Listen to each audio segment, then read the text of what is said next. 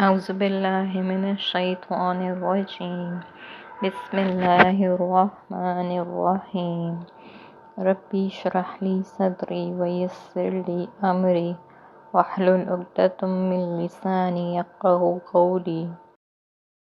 سورہ الشرح یعنی سورہ علم نشرح۔ علم نشرح لک، کیا نہیں ہم نے کھولا آپ کے لیے صدرک، آپ کا سینہ، ووضعنا عنک، اور ہم نے اتار دیا آپ سے وزرک، آپ کا بوجھ، الذی انقض، وہ جس نے بوجھل کر دیا تھا، ظہرک، آپ کی کمر کو، ورفعنا لک، اور ہم نے بلند کیا آپ کے لیے ذکرک، آپ کے ذکر کو۔ فَإِنَّ مَعَ الْعُسْرِ يُسْرًا، بے شک تنگی کے ساتھ آسانی ہے۔ إِنَّ مَعَ الْعُسْرِ يُسْرًا، بے شک تنگی کے ساتھ آسانی ہے۔ فَإِذَا فَرَغْتَ، پس جب آپ فارغ ہوں، فَانْصَبْ، تو محنت کریں، وَإِلَىٰ رَبِّكَ، اور اپنے رب کی طرف فَارْغَب، راغب ہو جائیں۔ اس سورت کا نام علم نشرح ہے اور اسے الشرح بھی کہا جاتا ہے۔ پہلی ہی آیت کریمہ میں علم نشرح کا لفظ موجود ہے جس سے یہ نام لیا گیا ہے۔ یہ سورت مکہ میں نازل ہوئی، نزول کے اعتبار سے اس کا 12واں نمبر ہے۔ سورت ضحیٰ اس سے پہلے نازل ہوئی اور اس کا 1 رکوع اور 8 آیتیں ہیں۔ نبی صلی اللہ علیہ وسلم جس دور میں مبعوث ہوئے اس وقت لوگوں کے عقائد بہت برے تھے اور اخلاقی اعتبار سے اور رسموں کے اعتبار سے ہر طرف شر ہی شر پھیلا ہوا تھا۔ وہ کعبہ جو حضرت ابراہیم علیہ السلام اور حضرت اسماعیل علیہ السلام نے صرف اللہ کی عبادت کے لیے بنایا تھا، اس میں اللہ کی عبادت کے بجائے 360 بتوں کی عبادت ہو رہی تھی۔ اور ظلم کی بات یہ ہے کہ خود ابراہیم علیہ السلام اور اسماعیل علیہ السلام کی بھی عبادت کی جا رہی تھی۔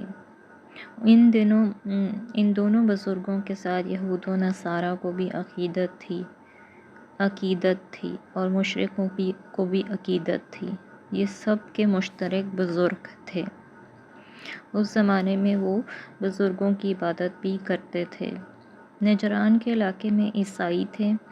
انہوں نے شوشہ چھوڑا کہ ہمارے خاص بزرگ عیسیٰ علیہ السلام اور مریم علیہ السلام کا کوئی مجسمہ کعبہ میں نہیں ہے۔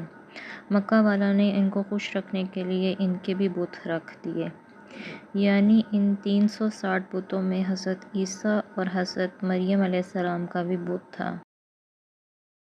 اور ان میں تو ایسے ماحول میں جہاں عقائد درست نہ ہوں، اخلاق اتنا خراب ہو اور بگڑا ہوا ہو اور ساتھ دینے والا ایک آدمی بھی نہ ہو، ایسے موقع پر حق بیان کرنا بہت مشکل ہے۔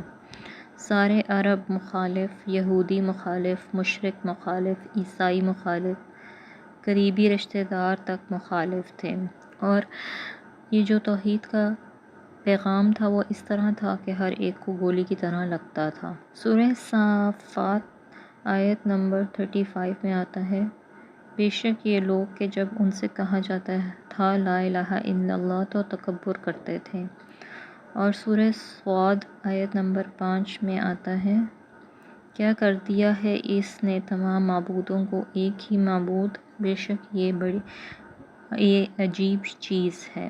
سب معبودوں کا انکار کر کے کہتا ہے کہ ایک ہی مشکل کشا ہے، ایک ہی حاجت روا ہے، یہ بات ہماری سمجھ سے بالا تر ہے۔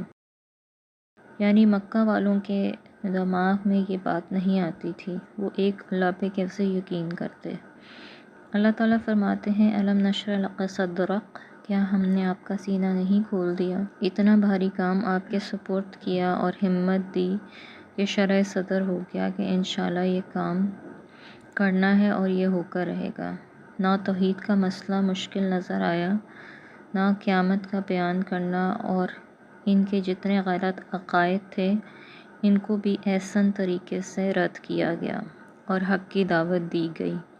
اللہ تعالیٰ نے آپ صلی اللہ علیہ وسلم کا سینہ مبارک ایسے کھولا کہ نہ اس میں کوئی لالچ تھا اور نہ کسی قسم کا کوئی خوف تھا۔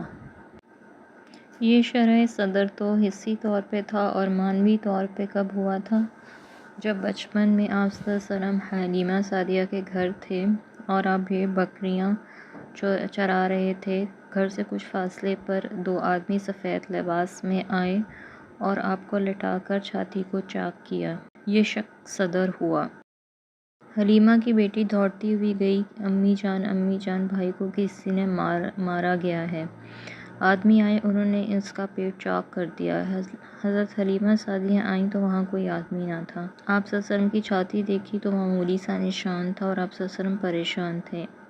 آپ کو سینے کے ساتھ لگایا، پیار کیا۔ اس کے بعد پھر پیچھے پیغام کہ تمہارے کوئی دشمن ہے جس نے یہ کارروائی کی ہے۔ حالانکہ وہ اللہ تعالیٰ کے فرشتے تھے جنہوں نے آپ کا سینہ چاک کیا اور وہ مواد صاف کیا گیا۔ اسے آب زمزم سے دھویا گیا، پھر سونے کا ایک تشت لایا گیا جس میں علم اور حکمت تھی، اس سے آپ صلی اللہ علیہ وسلم کے سینے کو بھر دیا گیا۔ اگر کسی انسان کا کوئی دل کا آپریشن ہوتا ہے تو وہ کتنے دن تک ہل جل نہیں سکتا، چل نہیں سکتا، چاہے اس کا آپریشن کتنا ہی کامیاب کیوں نہ ہو۔ لیکن اللہ تعالیٰ کا آپریشن تو اللہ کا آپریشن تھا، وہ فوری طور پر صاف ہو گیا اور ٹھیک ہو گیا۔ پھر فرمایا وَوَضَعْنَا عَنْكَ وِزْرَكَ، ہم نے اتار دیا آپ سے آپ کا بوجھ، یعنی جو کام آپ صلی اللہ علیہ وسلم کو بھاری نظر آتا تھا ہم نے آسان کر دیا۔ اللہ تعالیٰ نے حضرت ابوبکر صدیق، حضرت عمر، حضرت عثمان، حضرت علی، حضرت عبد الرحمن بن عوف اور دیگر صحابہ جیسے مخلص اور جان باز ساتھی عطا فرمائے جو جان پر کھیل کر بھی حق کی آواز بلند کرنے والے تھے۔ باطنی طور پہ اللہ تعالیٰ نے اندر قوت عطا فرمائی اور ظاہری طور پر ایسے ساتھی عطا فرمائے، مخلص ساتھی کہ دنیا میں ان کی مثال نہیں ملتی۔ تو فرمایا ہم نے اتارا آپ سے آپ کا بوجھ، الذی انقض ظہرک، جس نے بوجھل کر دیا تھا آپ کی کمر کو۔ وزنی چیز آدمی اٹھائے تو کمر کو تکلیف ہوتی ہے۔ ورفعنا لک ذکرک، اگر انسان کوئی وزنی چیز اٹھاتا ہے تو اس کی کمر میں تکلیف ہوتی ہے، لیکن اللہ تعالیٰ نے آپ صلی اللہ علیہ وسلم کی اس بوجھ کو ہلکا کر دیا اور فرمایا وَرَفَعْنَا لَكَ ذِكْرَكَ، ہم نے بلند کر دیا آپ کے لیے آپ کے ذکر کو۔ کلمے میں آپ صلی اللہ علیہ وسلم کا نام، لا الہ الا اللہ محمد رسول اللہ۔ اذان میں آپ صلی اللہ علیہ وسلم کا نام، اشہد ان لا الہ الا اللہ واشہد ان محمدًا عبدہ ورسولہ۔ عطیات میں آپ صلی اللہ علیہ وسلم کا نام ہے، چاہے فرض نماز ہو یا واجب ہو، سنت ہو یا نفل ہو، جمعے کی ہو یا عید کی ہو، کوئی ایسی نماز نہیں جس میں عطیات و درود شریف نہ پڑھا جائے۔ اسی طرح خطبے میں بھی چاہے جمعے کا ہو، عید کا ہو، نکاح کا ہو، اس میں باقاعدگی سے آپ کا نام آتا ہے، اور جو مقرر تقریر کرتا ہے سنت کے مطابق اس میں بھی اللہ کی حمد و ثنا کے ساتھ آپ صلی اللہ علیہ وسلم کی رسالت کی شہادت بھی ہوتی ہے۔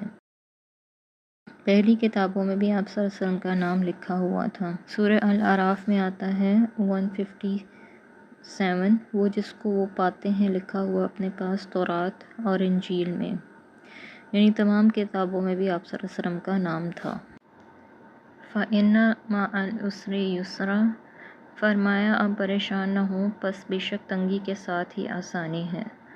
اللہ تعالیٰ نے ضابطہ بیان فرمایا کہ ہمیشہ تکلیف نہیں رہتی، تکلیف کے بعد آسانی بھی آتی ہے۔ اِنَّ مَعَ الْعُسْرِ يُسْرًا، بے شک تنگی کے ساتھ آسانی ہے۔ اس کا مطلب یہ ہے کہ تنگی ایک ہوگی اور آسانیاں دو ہوں گی، مگر انسان بڑا ناشکرا ہے۔ تنگی میں اللہ تعالیٰ کو یاد کرتا ہے اور جب راحت آتی ہے تو اللہ تعالیٰ کو بھول جاتا ہے۔ عیش میں جو خدا کو بھول جائے اور طیش میں رب کے خوف سے بے نیاز ہو جائے وہ آدمی کہلانے کا مستحق نہیں ہے۔ فرمایا فَإِذَا فَرَغْتَ فَانْصَبْ، بس جب آپ فارغ ہوں تو محنت کریں۔ اکثر مفسرین اس کا یہ مفہوم بیان کرتے ہیں کہ جس وقت آپ صلی اللہ علیہ وسلم نماز سے فارغ ہوں تو دعا کریں۔ احادیث میں جن اوقات میں دعاؤں کے قبول ہونے کا ذکر ہے ان میں سے ایک بعد الصلاۃ ہے، فرض نماز کے بعد دعا، مثلاً کہ ترمذی شریف کی روایت ہے کہ سحری کے وقت میں خاص طور پر دعاؤں میں قبولیت پائی جاتی ہے۔ فرض نماز کے بعد اجتماعی شکل میں ہاتھ اٹھا کے دعا مانگنا سنت سے ثابت ہے۔ اصل بات یہ ہے کہ انسان کوئی بھی نیکی کرے اور کوئی بھی عبادت کرے اور اس کے بعد دعا کرے تو دعا قبول کی جاتی ہے۔ اور فرمایا وَإِلَىٰ رَبِّكَ فَارْغَب، اور اپنے رب کی طرف راغب ہو جائیں، یہی سمجھ کر کہ وہی دینے والا ہوتا ہے، وہی داتا ہے اور کوئی داتا نہیں، وہی حاجت روا ہے اور مشکل کشا ہے، وہی فریاد رس ہے اور وہی دستگیر ہے اور کوئی نہیں۔ یہ سورت تو چھوٹی سی ہے لیکن اس میں بہت مضامین ہیں۔ اللہ تعالیٰ سمجھنے کی توفیق عطا فرمائے۔